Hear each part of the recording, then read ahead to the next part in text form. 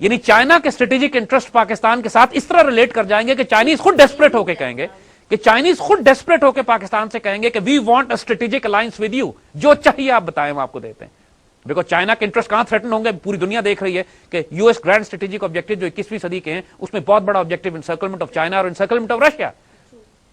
تو China desperate ہے پاکستان سے دوستی رکھنے کے لیے، چونکہ گوادر سے لے کے ان کو پوری اپنی سی لین سیکیور کرنی ہے، اپنے سمندر کے راستے بھی سیکیور کرنے ہیں، تاکہ سینٹرل ایشیا چائنا سے جو ان کی تجارت ہوتی ہے وہ پاکستان میں گوادر کے تھرو یہ مڈل ایسٹ کی مارکیٹوں میں زیادہ آسانی سے پہنچا سکتے ہیں، یورپ تک.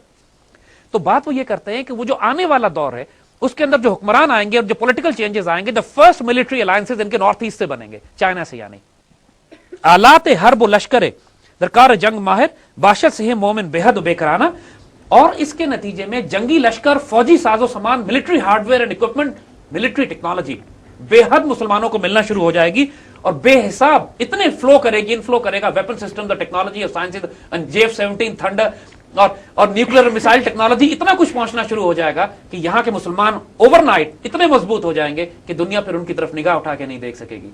بے حد بے حساب کی انہوں نے بات کی ہے، انلمیٹڈ.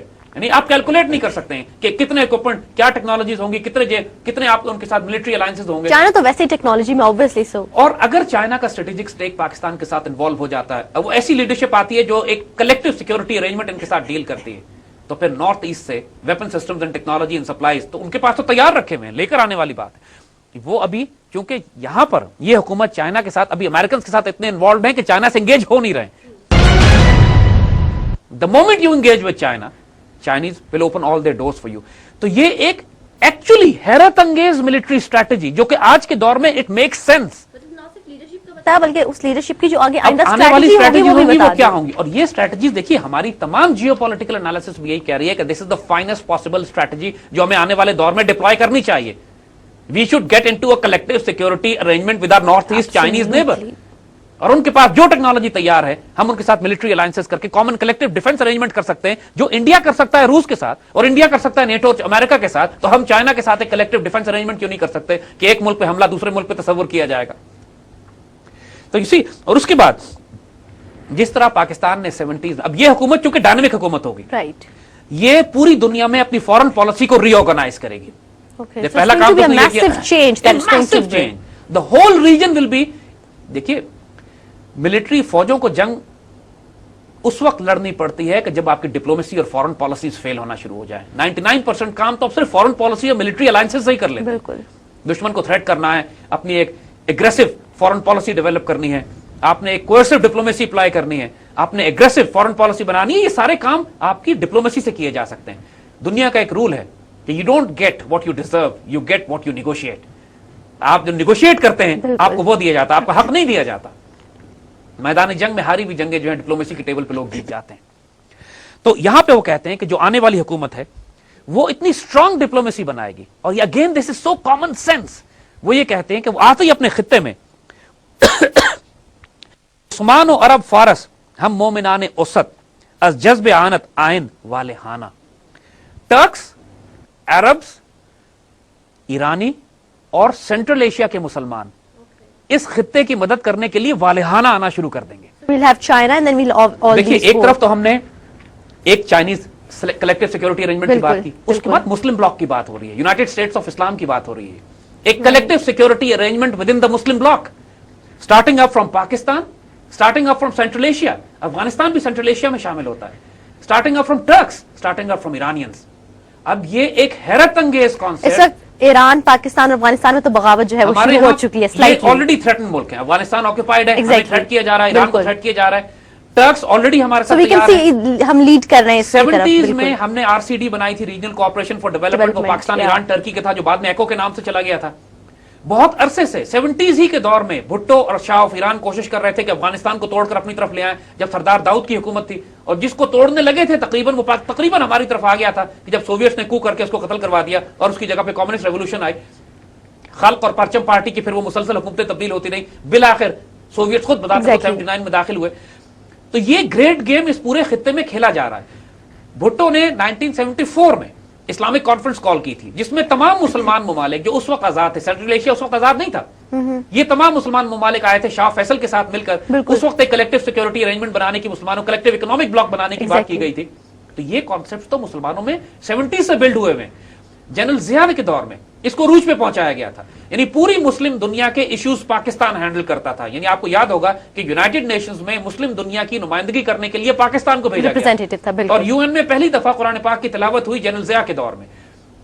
چاہے وہ ایران عراق جنگ ہو، چاہے مصر کو انہوں نے عرب لیگ سے نکال دیا ہو، چاہے دوسرے پوری دنیا کی بات کرنی ہو، پاکستان جایا کرتا تھا.